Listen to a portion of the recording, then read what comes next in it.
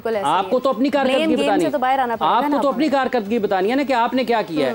तो पाकिस्तान क्रिकेट के जो हेड कोच हैं क्रिकेट टीम के, जो ग्रांट ब्रैडबर्न है, उन्होंने भी यही कहा। उन्होंने ये कहा जी कि हम भारत जो है, जो हमारी हिकमत अमली थी वही भारत की हिकमत अमली थी और भारत वो खेल गया। बंदा खुदा क्या आप बातें कर रहे हैं, आपके पास कोई जवाब नहीं था। पिच आप बेहतर तरीके से पढ़ नहीं पाए हैं कि इस पिच पे कितने रन्स पाकिस्तान को करने चाहिए। बॉल स्पिन अगर हो रहा है, अगर खिंचा हुआ बॉल आ रहा है, अगर आपको फुल बॉल के ऊपर बाउंड्रीज लग रही हैं, तो क्या इंडिया को नहीं लगी हैं? उन्होंने अपनी लाइन उसके बाद लेंथ चेंज नहीं की है। पाकिस्तान को उन्होंने क्यों, पाकिस्तानी बॉलर्स बल्लेबाजों को बाजू खोलने का मौका नहीं दिया? वो हल्के हल्के बॉल आगे आपको एक ऐसी जगह पर करते रहे जहां पर बॉल अनइवन भी हो सकता है, कुछ नीचे भी बॉल रहे। कल जिस तरह बाबर आजम को 1-2 मरतबा उनके खिलाफ लेग बिफोर की अपील भी हुई है, तो ये तो आपने अडेप्ट करना था। आप ना ये समझ पाए कि पिच क्या है, आप ये तज्जिया इसका नहीं कर पाए। उन्होंने कहा जी हम तो 350 रन की तरफ जा रहे थे, तो 350 रन की तरफ आप जा रहे थे तो इसका मतलब है पिच तो आपने मिसरीड कर दिया। बॉल तो अनइवन हो रहा है, खिंचे हुए बॉल आ रहे हैं, अच्छी तरीके से बॉल बैट के ऊपर आ नहीं रहा है। तो आपने तो हिकमत अमली में गलतियां की हैं। और उसके बाद जो आपने किया है, जब आप खेलने के लिए गए हैं, 191 पे आपकी पूरी की पूरी टीम पवेलियन लौट गई है। और सारी पाकिस्तान की टीम कितनी मरतबा आउट हुई है, ऑल आउट। ये भी तो जरा इनसे कोई पूछे ना कि आप इसी टूर्नामेंट में कितनी मरतबा ऑल आउट हो गए हैं। बिल्कुल, आप हर दूसरी टीम के खिलाफ ऑल आउट होते चले जा रहे हैं। तो एक बैटिंग की खामी है, परफॉर्मेंस बॉलिंग में आपकी किसी की नहीं आ रही है, बैटिंग आपकी पूरे 50 ओवर खेल नहीं पा रही है, और आप इंटेंट की बात कर रहे हैं। खिलाते उसके बाद उनको जिनको इम्पैक्ट प्लेयर के नाम पे रखा हुआ है। कल कितने ओवर्स में आउट हुए हैं जी उमर साहब पाकिस्तान की टीम? अभी ओवर्स बाकी थे ना? बिल्कुल बिल्कुल, अभी ओवर्स बाकी थे।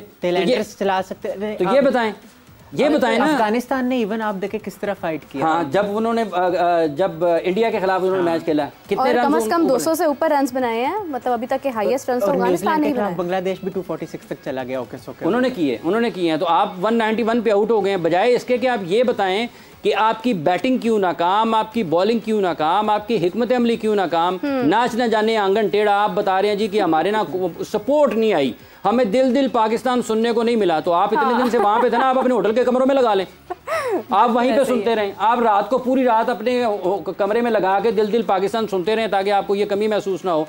आप अपने होटल से बस में बैठ के जाते हैं स्टेडियम से वापस होटल आते हैं, आप लगाते रहें जी, सुनते रहें। बिल्कुल ऐसे ही है। वो कहते हैं ना कि जो इंसान दूसरों में गलती तलाश करता है वो बाज़ औक़ात अपनी गलतियां कभी भी ठीक नहीं कर पाता। तो अपने अंदर गलती जो है वो पहले देखनी चाहिए। हाफिज़ साहब, आपके लिए एक सवाल आया है कि कोचेस की सिलेक्शन के लिए हमें किस तरह से क्या हिकमत अमली अपनानी चाहिए? क्या लोकल कोचेस के साथ जाना चाहिए या फ़ॉरेन कोचेस के साथ जाना चाहिए? देखिए, अब चूँकि ये वर्ल्ड कप चल रहा है, कोच कोई भी हो उसको कोचिंग आनी चाहिए, पहली बात ये। तो आप किसी भी कोच से ये पूछते हैं कि ये हमारी टीम है, इसमें क्या आपको, इसके लिए क्या कर सकते हैं और कैसे कर सकते हैं, तो फिर वो एक प्लान देता है। फिर वो आपको एक प्लान देगा कि इस तरीके से ये मेरे पास 8-10 चीज़ें हैं जिनके ऊपर काम करते हुए मैं अगले 3-4 साल में पाकिस्तान की टीम को इस सतह पर ले आऊँगा, और यहाँ इन शोबों में हमें ये काम करने की ज़रूरत है। ठीक है, हम अपने बैटिंग के टैलेंट को किस तरह बेहतर कर सकते हैं, हमारे जो फास्ट बॉलर्स हैं इनसे हम इनकी सलाहियतों से कैसे फ़ायदा उठा सकते हैं, इनके मुतबादल के तौर पर हमें किन चीज़ों की ज़रूरत है, और दुनिया क्रिकेट में आने वाले 3-4 साल में क्या तब्दीलियाँ मैं देख रहा हूँ, और उन तब्दीलियों को मुमकिन तौर पर जो सामने हैं उनका मुकाबला करने के लिए, उन लोगों के साथ मुकाबला करने के लिए, आगे बढ़ने के लिए हमें इन चीज़ों की ज़रूरत है। तो इसके लिए हम एक भरपूर तरीके से प्रेजेंटेशन होती है ना कि आप किसी को देते हैं। ये थोड़ा है कि किसी को आप घर से बुलाएं और उसको पाकिस्तान टीम का कोच बना दें, भले वो पाकिस्तानी हो, भले वो गैर मुल्की हो, लेकिन इन चीज़ों को देखने के लिए भी तो वो शख्स होना चाहिए ना जिसको ये पता हो कि दुनिया की क्रिकेट कहाँ पे जा रही है, पाकिस्तान की क्रिकेट के क्या मसाइल है, पाकिस्तान क्रिकेट टीम को इंतज़ामी तौर पर किन मसाइल का सामना है, पाकिस्तान क्रिकेट टीम को खेल के एतबार से किन मसाइल का सामना है, पाकिस्तान क्रिकेट टीम को ज़हनी तौर पर किस तरीके से मजबूत किया जा सकता है, खिलाड़ियों को नफ्सियाती तौर पर इनको किन चीज़ों से बाहर निकालने की ज़रूरत है। वहाँ पर गए हुए हैं ना एक नफ्सियाती साहब भी, माहिर नफ्सियात, उनका पता करें। कल से उनकी तो कोई खबर नहीं आई है, उनकी तो कोई खबर नहीं है ना, बाकी तो सारी खबरें आ रही हैं।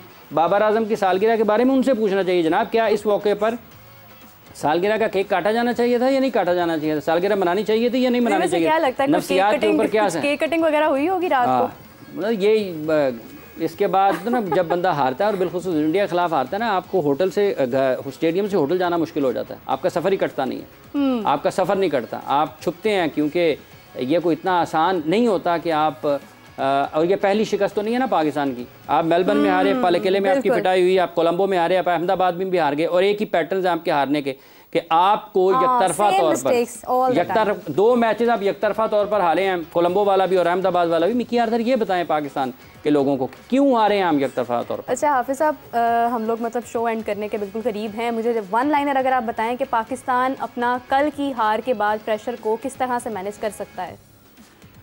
देखिए, अब आपको भूलना है बहुत जल्द कि भारत के ख़िलाफ़ हम हारे हैं, और हमें ये भी भूलना है कि हमें सपोर्ट नहीं मिलनी क्राउड की। अगर कोच यही सोचता रहेगा कि अगले मैच में भी क्राउड सपोर्ट करेगा या नहीं करेगा, अगले मैच में भी मुझे दिल दिल पाकिस्तान सुनने को मिलेगा या नहीं मिलेगा, तो फिर तो मैच का आपका हो गया, तैयारी हो गई, हिकमत अमली आपकी तैयार हो गई। इसलिए कोच को और तमाम खिलाड़ियों को इस चीज़ से बाहर निकलना है। जैसे हेड कोच ने भी कहा, टीम डायरेक्टर ने भी कहा, तो मेरा तो ख्याल है कि हिकमत अमली से ज़्यादा इनकी तवज्जो इस चीज़ पे है कि ये बंदे गिने के कितने इनको सपोर्ट कर रहे हैं और कितने इनको सपोर्ट नहीं कर रहे हैं। इससे बाहर निकलने की ज़रूरत है और अपनी गलतियों से सुधारने की ज़रूरत है। और बाबर आजम और रिजवान को ज़िम्मेदार हर चीज़ का ठहराने की बजाय जो दीगर लोग हैं उनको भी अपनी ज़िम्मेदारी का एहसास करने की ज़रूरत है। बिल्कुल ऐसे ही है, बल्कि आप देखिए कि किस तरह से प्लेयर्स कैसे इस चीज़ को भूलेंगे जब उनके बड़े ही उनको भूलने नहीं दे रहे हैं। आपके कोच जब जो लीड कर रहा है ना टीम को एज एक आप उसको कहें कि जिसने शो को चलाना है, ग्राउंड से बाहर जिसने शो को चलाना है वो टीम डायरेक्टर है ना। और अगर टीम डायरेक्टर ये रो रहा है कि हमें लोग सपोर्ट नहीं कर रहे हैं, तो फिर बाकी भी लोगों के जहन में यही सोच जाएगी ना, जो उसके इर्द गिर्द सुनने वाले हैं कि यार हो सकता है फिर हम इसलिए परफॉर्म ना कर पा रहे हो सकता है अगर दिल पाकिस्तान लग जाए तो हमारी कारकर्दगी का मायार बेहतर हो जाए। इन चीज़ों से, ये मनफी चीज़ें, इनका खेल से ताल्लुक नहीं है। आपको सपोर्ट नहीं करते ना करें, क्या फ़र्क पड़ता है। मतलब आपको जब गाड़ी चला रहे होते हैं सड़क पर, तो आपको खुद से बचना होता है।